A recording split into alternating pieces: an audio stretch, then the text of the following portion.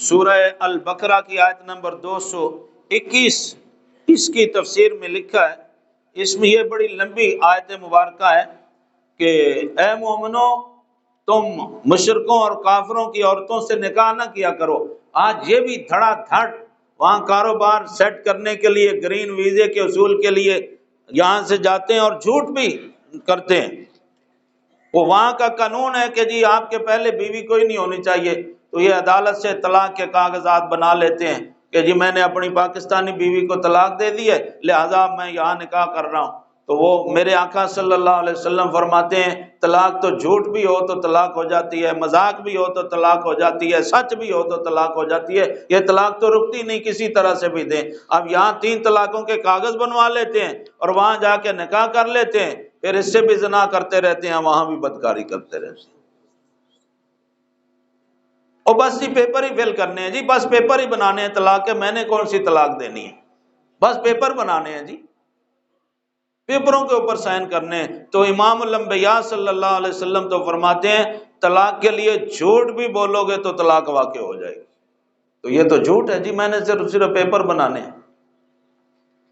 اب یہاں تو مسئلہ ایک بیان کرتے ہیں اسی آیت کی تفسیر میں، مسلم رآ نصرانیۃ سمینۃ تمنا ان یکون هو نصرانیا حتی یتزوجها یکفر، مسئلہ بیان کر رہے ہیں۔ فرماتے ہیں کہ اگر کسی مسلمان نے کسی غیر مسلم خوبصورت خاتون کو دیکھا اور اس مسلمان کے دل میں یہ خواہش پیدا ہوئی کاش کہ میں بھی عیسائی ہوتا،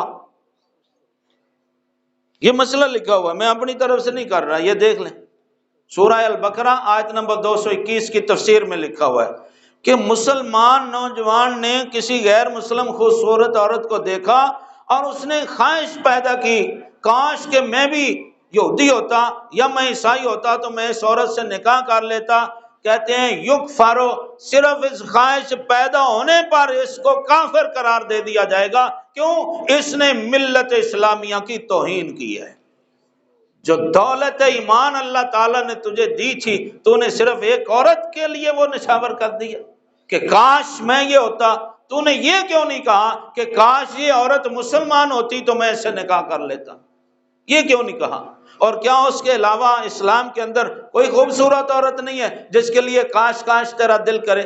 صرف اسی غیر مسلم، اب ایک غیر مسلم کے لیے صرف یہ خواہش پیدا ہوئی تو مسئلہ کر رہے ہیں یکفر، اسے کافر قرار دیا جائے گا۔ اب یہاں خواہش نہیں، اب تو عملاً سارا کچھ ان کے سامنے بیچ دیا جاتا ہے۔ اس لیے یہ سنن الکبریٰ حدیث کی کتاب ہے اور یہ 10 جلدوں پر مشتمل ہے۔ یہ المصنف ہے، حدیث کی کتاب، امام بخاری کے دادا استادوں میں سے مصنف ہے۔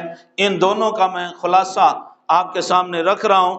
حضرت حذیفہ بن یمان رضی اللہ تعالیٰ عنہ اور حضرت طلحہ بن زبیر، یہ 2 صحابہ ہیں، انہوں نے کہ یہودی عورتوں سے نکاح کیے تو امیر المومنین فاروق اعظم رضی اللہ تعالیٰ عنہ نے خط لکھا، فرمایا جیسے ہی میرا خط تمہیں پہنچے فوری طور پر ان دونوں عورتوں کو طلاق دے دو۔ یہ غیر مسلم ہیں، یہ ہمارے دشمنوں کی عورتیں ہیں، یہ بیوی ہونے کی حیثیت سے تمہارے ایمان پر ڈاکہ ڈالیں گی۔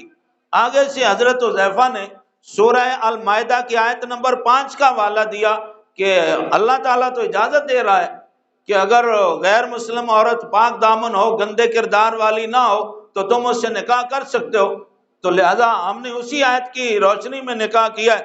تو فاروق اعظم رضی اللہ تعالیٰ عنہ نے دوبارہ خط لکھا، فرمایا عمر کو تم قرآن سمجھاؤ گے جس نے نبی سے سمجھا ہوا ہے؟ یا عمر کو تمہیں یہ نہیں پتا کہ عمر فاروق نے اللہ کا قرآن کس سے سمجھا ہے؟ مجھے بتاتے ہو سورہ مائدہ کی آیت نمبر 5، کیا میں نے کبھی نہیں پڑھی آیت نمبر 5؟ یہ ایک سے تم نکاح کرو گے اور 50 اس کی سہیلیاں، اس کے رشتہ دار تمہارے ارد گرد آ جائیں گی تمہارے ایمان کا ستیہ ناش کرنے کے لیے۔ اس لیے میرا دوبارہ حکم ہے، حضرت فاروق اعظم نے ان دونوں کو نہیں چھوڑا جب تک کہ انہوں نے طلاقیں نہیں دے دی، اور انہوں نے پھر فاروق اعظم نے یہ آیت پڑھ کے سنائی۔ اللہ تعالیٰ فرماتا ہے ان دشمنوں کو، ان کے مردوں اور ان کی عورتوں کو اپنا دوست نہ بناؤ، یہ تمہارے دوست کبھی نہیں ہو سکتے، یہ تمہارے دشمن ہی رہیں گے۔ حضرت ابن عباس رضی اللہ تعالیٰ